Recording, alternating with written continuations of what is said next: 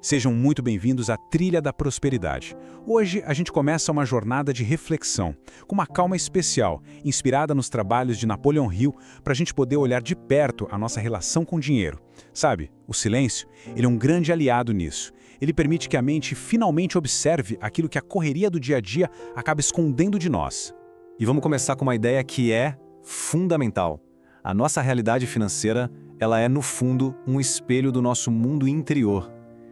Ela é totalmente moldada pela maneira como a gente interpreta o que é valor, o que é risco e, o mais importante de tudo, o que a gente, lá no fundo, acredita que merece. Pensa assim, quando o mundo lá fora se acalma, a nossa mente finalmente ganha um espaço precioso para observar aqueles pensamentos que a gente costuma atropelar, sabe? É exatamente nesse silêncio que o palco para uma transformação de verdade é montado. E não é na base da força, não. É na base da clareza.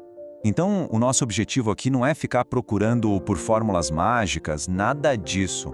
A ideia é permitir que a mente consciente relaxe, que ela baixe a guarda o suficiente para a gente conseguir enxergar com total lucidez as estruturas mentais que já estão operando dentro de nós, muitas vezes no piloto automático. Existe uma estrutura silenciosa, uma arquitetura mental que organiza como cada pessoa interpreta o dinheiro, as oportunidades, os riscos. E olha, antes de qualquer salário, de qualquer investimento, é essa camada invisível que está ali, ditando a nossa ambição, a nossa coragem e, acredite, até mesmo o que a gente consegue enxergar como possível para a própria vida.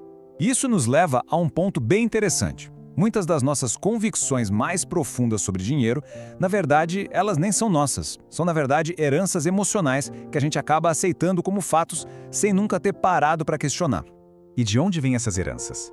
Bom, elas vêm dos legados emocionais da família, daquelas conversas que a gente ouvia na infância, vêm das narrativas culturais, do que a sociedade diz que é certo, vêm de medos que são passados de geração em geração e, claro, de experiências pessoais negativas com a escassez. A gente vai absorvendo essas ideias com o tempo e elas se tornam tão naturais que a nossa mente simplesmente começa a operar dentro de limites que, na verdade, nunca escolhemos conscientemente.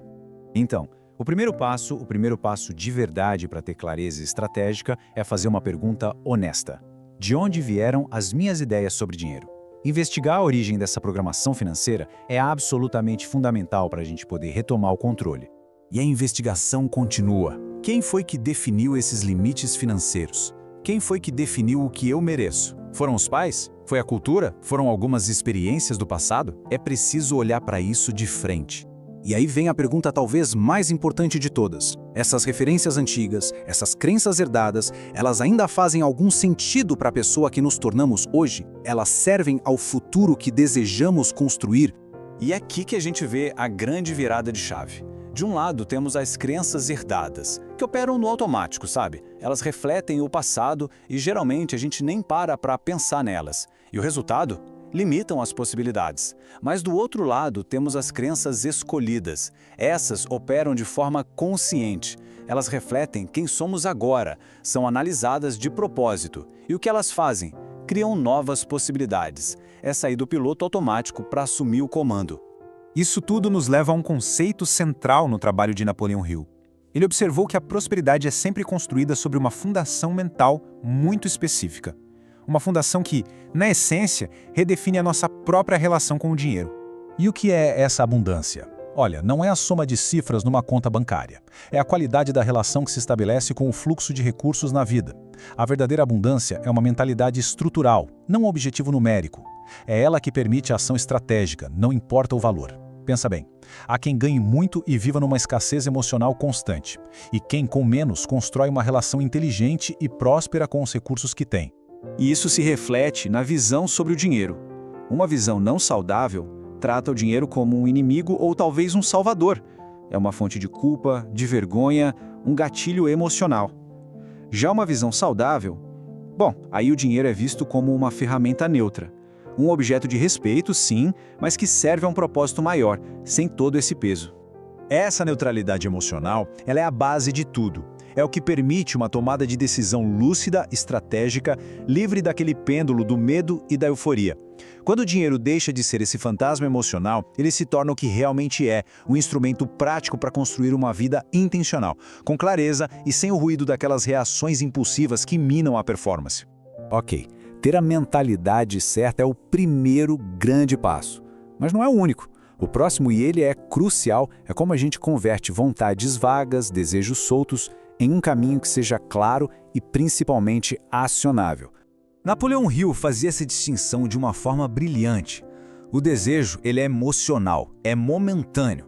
É o eu quero prosperidade, ele cria sonhos. Já a direção é estruturada, é decidida. É o eu estou caminhando para a prosperidade, ela cria planos. Uma coisa é uma fantasia passiva, a outra é uma estratégia ativa. E como é que se faz essa transformação de desejo em direção? Basicamente com 4 atitudes fundamentais. Primeiro, honestidade, reconhecer exatamente onde se está agora. Segundo, clareza, definir com precisão onde se quer chegar. Terceiro, um plano, esboçar o caminho, mesmo que imperfeito. E quarto, talvez o mais importante, consistência. Tomar pequenas e contínuas ações. São essas atitudes que transformam um sonho vago num projeto de verdade. E o objetivo final de tudo isso não é uma vitória de curto prazo, um ganho rápido. É construir uma forma de prosperidade que seja durável, resiliente e que se integre à vida de uma forma coerente. É preciso entender a diferença entre riqueza rápida e riqueza estável. A riqueza rápida, ela costuma ser frágil, depende muito da sorte, de fatores externos, ela serve para impressionar os outros. Já a riqueza estável, essa é construída sobre consistência, sobre fatores internos. Ela não impressiona, ela transforma a vida de quem a constrói. E quais são os pilares dessa riqueza estável? Bom, eles são paciência, disciplina, aprendizado contínuo, responsabilidade e calma estratégica. Perceba que nenhum desses elementos são um grande gesto heróico, sabe? São os hábitos silenciosos, essenciais do dia a dia.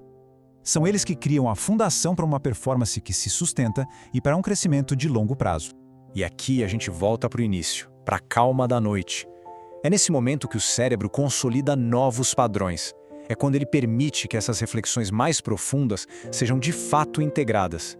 O sono profundo, a reflexão silenciosa, não são estados passivos, são fases ativas de otimização mental.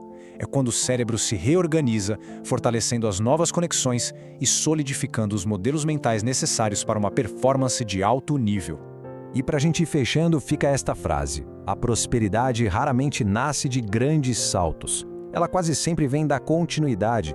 É importante lembrar disso. O verdadeiro poder não está na mudança dramática e imediata. Ele está no impacto cumulativo de pequenos passos, bem direcionados ao longo do tempo. No fim das contas, a consistência sempre supera a intensidade. Então, que esta pergunta final permaneça durante o descanso de hoje. A mente está em modo de construção ou de consumo do futuro? Porque na busca por essa resposta, é aí que reside a chave para a prosperidade que se procura. A qualidade do pensamento de hoje é o que determina a qualidade da realidade de amanhã.